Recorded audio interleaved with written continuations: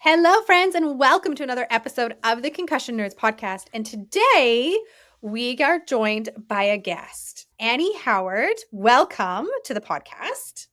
Thank you. And I should say Dr. Annie Howard because Annie is a physical therapist from Park City, Utah. You guys all know I'm geographically challenged. I have no idea where that is. Park City, Utah. And she specializes and focuses in the world of concussion. And so we're going to talk about some pretty exciting things that Annie already has going on and that she's doing in her clinic that I really want to bring into Symphony. So I can't wait to hear some more about that. So Annie, thank you for being here. Thank you for having me. It's such an honor. My audience has never met you before. So can you share a little bit more about who you are and really why I know you're passionate about this concussion space? So where does your passion come from to serve this space? Yeah. So I've been a physical therapist for since 2011. And oh yeah, nice. In 2018, I was ski mountaineering in Chile and I fell and I tore a ligament in my knee and I also got a concussion. And so I had been a PT and mostly worked in the neuro space, done a lot of inpatient neuro rehab and outpatient neuro. And I had really bad concussion symptoms and they were just not getting better. And so that is where my passion comes from, really struggling to find the right help. And then I did find someone to help me and she mentored me a bit. And then I kind of then really proceeded to do my own research and learn more and sort of zig and zag and find my own groove of treating concussion. And so I'm super, super passionate about helping people with concussion because I myself have struggled and then just really have seen how much people struggle and how difficult it can be to get help and how there's all sorts of advice out there and people are told many different things. And because where I always say I sound like a broken record, but we need to when we're trying to really change like an ingrained narrative. What is the myth you hear or the outdated piece of advice you hear over and over again in your clinic that you're like, no? The rest piece is still out there that you need to go home and just do nothing for 2 weeks. Yeah. No screens, nothing. Yeah, that's definitely one still here. Yeah. As well. So I always say, like, I think there's probably a post coming up this week on my Instagram that is like, I probably sound like a broken record, but when we need to change a narrative that has been so present for so many years for the reason it existed back then, we need to keep saying it over and over again because new people come across our paths and new people have conversations. And the more we say it and the more we as a collective continue to say it, the more it might get heard and starts to get heard and things start to shift. Yeah. You guys will see it in her bio too, but I love that you also practice an integrative nature, which we all know is my that's my bread and butter. That is that is what I preach over and over again. And so I asked this question, how would you describe the difference? P.S. You guys, she has no idea what questions I'm asking. I'm totally putting her on the spot. How would you describe the difference between utilizing an integrated systems approach versus what we see so much, I feel like, in our professional space of that very siloed uni treatment? One therapist does the neck, one therapist does the vestibular system, one therapist does the eyes, versus an integrated approach where we truly understand how to take all the systems and work them and melt them and dance them together. What do you think the biggest difference is and that you see using more of an integrative approach in your practice versus the traditional and very dominant siloed approach that still exists? Yeah, so that is an approach that does still exist in my area as well. I previously worked in it and then I sort of went off on my own. And the biggest thing is that I think that, gosh, there's so many things. When you're working in siloed, me too. Yeah, too. I know. And we could do a whole 2 hours just on this, but we're not. So give me two. Right? I think that in a lot of ways, treatment isn't as effective or as efficient when you're just treating one area in the silo and then, for example, just treating the neck and then seeing a completely different therapist who's just treating your vision and another one who's just treating your vestibular system. All of our systems are so intertwined that our world doesn't function in just using our eyes in a vacuum or our neck just on its own, or the autonomic nervous system. We can tie in cognitive systems right? If we're reading, we're thinking as well. We're needing to balance. We're at the grocery store where we're moving and our head is moving and we're having to think, and there's visual stimulation. And so I think that when you have this siloed approach, we are not as effective or as efficient at training these different systems. Things can get missed. Yeah. Absolutely. I love that. It's a beautiful, concise way to describe what I so terribly concisely describe all the time. So I always say too, so my NERDS program, which is where I mentor clinicians in how to do that integrated rehab approach. It's always, I was saying, when we work in this space long enough, we develop our own vocabulary, right? And we forget sometimes, or at least I forget sometimes, that not everyone speaks our language. Yes. And I was posting on Instagram and I was talking about the power of integrated rehab, like you talk about, and how like we are intertwined and we don't just have eyeballs that just are eyeballs. And I actually had someone message me and they were like, Natasha, what do you mean by integrated rehab? And I was like, that's a really great question that I should probably make sure that I clarify. So you just said that so beautifully. Thank you. Now, okay, so Happy Brain PT, are you your own clinic now as well? Yes, I am. Yep. Okay. That's exciting. I didn't know that part. I love it. Yeah. So Annie and I have like chatted off and on Instagram, I don't know, for a couple of years, I think maybe. And there was a time where she was telling me that she was going to explore this thing called exercise with oxygen therapy. And she'd reached out to me and she was like, have you like do anything about this yet? And I was like, I don't, but I'm super interested in it. Anyways, you went and did it. I did. And now like circle back to however many years later that we're having this conversation again, because I'm really curious about it still and looking at potentially bringing it into my clinic. So what is it? Like, what is exercise with oxygen therapy and how does it get pulled into being a beneficial tool for our clients with acute and persistent concussion? So it is this magical thing that I went all in on. The super quick version of how I got my own buy-in on it, because I was sort of asking different people, was that a guy that I grew up with back on the East Coast had his own story of he was a very good athlete and, Division I college lacrosse player, and kind of came out many years later that he had so many hits to the head that he was really struggling in all areas, very bad depression, pain, everything.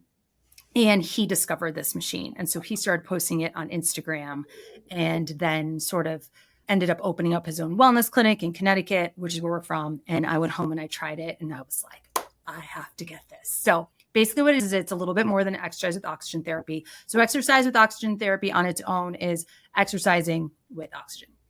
Okay. This is adaptive contrast oxygen therapy. So basically what it means is that it has the ability to lessen the amount of oxygen and increase the amount of oxygen.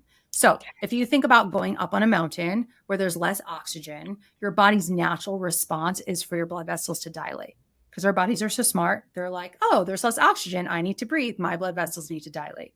And so we are able to simulate. So you're actively working out. I do mine on a bike. You don't necessarily have to do it on an exercise bike. You can use treadmill. I've seen him do videos with people lifting weights, anything where you're getting your heart rate up. And then you can switch back and forth between this slightly oxygen deprived environment. And then you flip a switch and you get 80% oxygen. So there's no supplemental oxygen. There's an air separator and generator, but you're getting 80%, which at sea level, room air is 21% oxygen. I live in the mountains in Utah, so we're a little bit less, but basically you're getting 4 times the amount of oxygen that is going to be in the air. So you would go through a workout and you warm up a little bit, you get that plus ox, you feel really good. And then you flick a switch and you have a slightly deprived. And there are a couple different workouts that I do. I have a HIIT workout that I really like because I think there is a big place for HIIT in concussion recovery, but that's not the only one I do. And then it's very specific for just sort of the person in that day and sort of where they are in their rehab. And I write it all the time myself. And I have my own routines.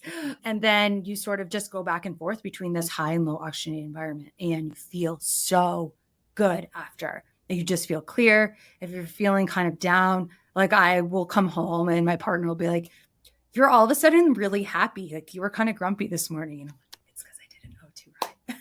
So mood, obviously, what are the other physiological benefits that come from using a system like this? So the number one thing that I love about it for concussion specifically is that increase in blood flow and getting rid of those headaches that come up the back of the head and exercise makes them worse. And we all know that we need exercise to recover from concussion, but it's so specific. But people struggle to exercise because then they feel worse. So I find it really helps get past that barrier by just opening everything up and then being able to exercise and then being able to kind of do the maintenance in between sessions and to be able to sort of get that hit where you get those neurochemicals released, but without feeling so lousy.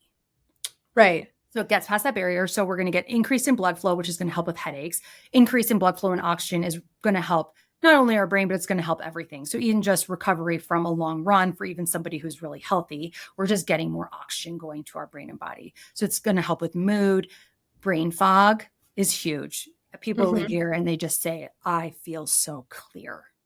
And then just over time, the more you do it, you're just improving that blood flow. You're increasing circulation.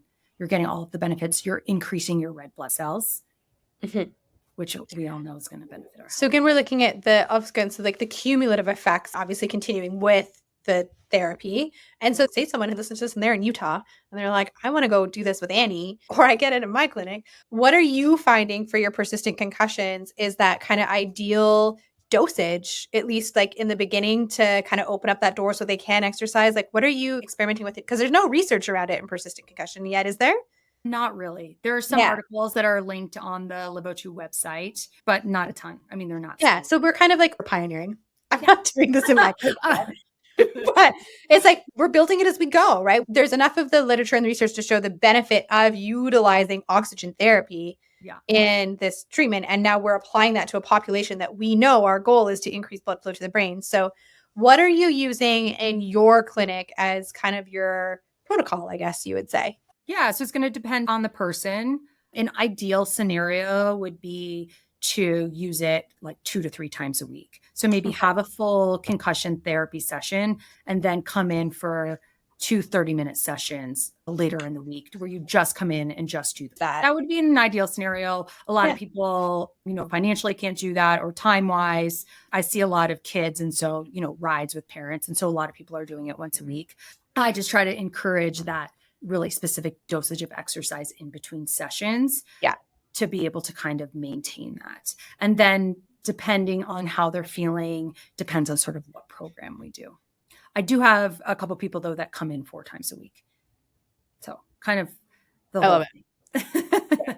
So good. I was saying to Annie earlier, when I win the Fab 40 over 40 contest, she's going to win. I'm going to win. Universe. 2 for 1 votes, not today. Today when we're recording this podcast, not when we're listening to it. This is what I want to use part of the prize money for, is to get this system for our clinic as well as to start the charity. But this is a huge piece of what we've been looking into. So I'm excited. And then I can also turn to you and be like, what should I just want to pick your brain? Oh, yeah. I mean, I'm no expert, but I will tell you everything that I have learned. And I love it. Thank you. So I've picked other people's brains, so pass it along. Right? I feel like we all do at certain times. I think the other beautiful thing, and like we've talked about this and I talk about it all the time, and like the power of community and collaboration. And I think sometimes in our professions and in business as a whole, right? You think about it. When you write a business plan, it's like you have to do like, what's your competitor analysis? Right? You need to know who the other people are in your world and how do you ultimately like stack up and where are you the same and where are you different. But I always say in this space of concussion, there are enough clients for every individual who wants to have a thriving business supporting those on a healing journey, whether it be brick and mortar clinics like Annie and I both have, or virtual programs like Annie and I both, for everyone to have a thriving business and be supporting amazing humans along the path. And too often, I feel like sometimes in our spaces, it's still, you feel like you can't talk about someone else's program because then it's a competition to yours. And I say that because I see it all the time. And it's also a bit of like a natural instinct, I think. And so I want to today kind of highlight, so Annie has a virtual program and I want to talk about that a bit today. So the beautiful thing I think about both mine and Annie's programs is they're very different. And for those listening, these programs are for individuals on a healing journey specifically. So if you are on a persistent concussion for yours, Annie? Yes. Okay. So if you're on a persistent concussion journey, you're going to hear more about Annie's program in a moment. It's really about finding what you need for yourself in that moment. Because different moments along this journey, you're going to need different things. It also is, who do you connect with better? Who do you feel provides safety for you? Who do you feel creates a space where you can comfortably ask a question? Who you trust? Those are really important things. So Annie's links are going to be all below too. She's at the Happy Brain PT on Instagram, and we'll drop all her contact information below as well. But it really is you. And again, sometimes it sucks that you guys have to do so much work and research, but it's really figuring out who you connect with and what is the program being offered and how does it serve you in that moment. You know, I think back to 2019, 18, when I started my very first online program was called Concussion Coach. Very first one. I don't think there was a single other online program at the time. And now it's beautiful because there's so many. There's so many to choose from. And so whether you have mini school like mine, which is very different from Annie's, or you have Annie's. So what made you decide to create an online program, first of all? Well, I am brick and mortar and I'm here in Park City, Utah. And so that is limiting. You know, only people that live here in the area are people that I can reach. And there are lots and lots of online programs, and I fully support all of them. I felt like there was a little bit of space for kind of my own vision of an online program. And so what I wanted to do was be able to help people understand why they're feeling what they're feeling. So the first few sections are just that. It's a chapter on understanding vision, understanding the autonomic nervous system, understanding how neck pain can be affected by concussion. So there are 5 chapters there. And then I wanted to be able to give some management strategies and help people understand the different areas, you know, nutrition, why sleep is so important, why exercise is so important. And then I also want to be able to actually give exercises for people to do. So there's a 14 day by day exercise program that you can go through. And that doesn't mean that in 14 days, you're just all of a sudden going to be 100% cured. But the idea is to be able to give you the tools to sort of get you into this good habit of doing these exercises. And you should start to see some improvements. And then you have lifetime access to be able to go back through and do these exercises, either pick ones that were the most challenging or just sort of cycle through this 14-day program. And the exercises kind of touch on the different areas: vision, vestibular, cognitive dual tasking, autonomic nervous system. That's why I created it. And sorry, is it a membership or is it a like purchase once course? Well, how does that work? Yeah, so it's purchase once. I actually have 2 courses. So there's an offering that is just the understanding sections, and as well as a chapter on management strategies. If you're not feeling like you want to buy the whole thing, or you can buy the whole thing, which is understanding concussion management strategies. There's a section on treating vertigo, which is positional vertigo, I should say, which is something that is often very overlooked. And then the 14-day exercise program. So there's stuff that's downloadable. There are vision exercises that can be printed out. There's all sorts of things in there. Amazing. And so for the full program, because I don't know why someone just wouldn't do the full program, to be honest, what is the investment for somebody to do the full program? So normally it's $350. Right now we have it discounted to $199. Oh my goodness. Yeah. So if you are looking at it, now's a good time to buy. And then for just the sampling, the understanding concussion is $29. Those are amazing. If you are listening to this, we're going to drop the link to Annie's website below, so that way you can check these out for yourself for sure.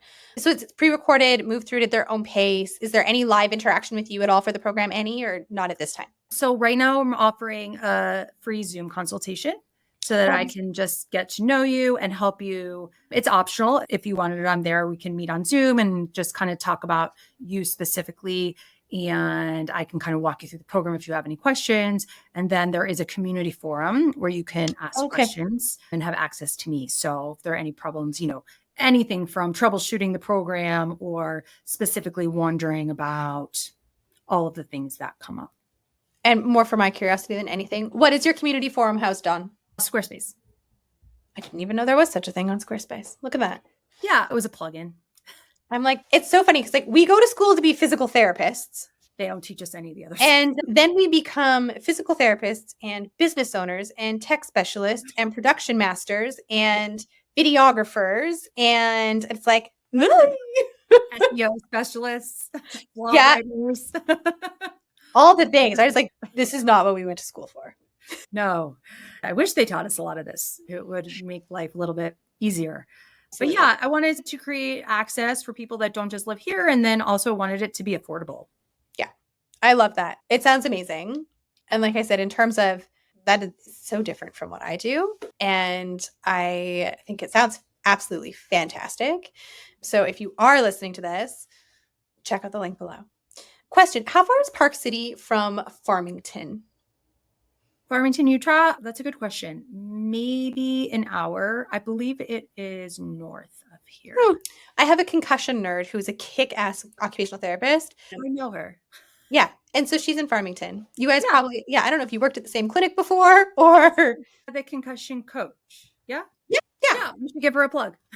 No, there we go. We just sort of found each other through collaboration. Actually, amazing. She reached out to me. I think she found me online and wanted to learn more about like starting a business and stuff. And so she's in Concussion Nerds. So she came in with like our new group of concussion nerds. So Utah, you're going to have some amazing people in your disposal. Long word, but like for your options is what I should say.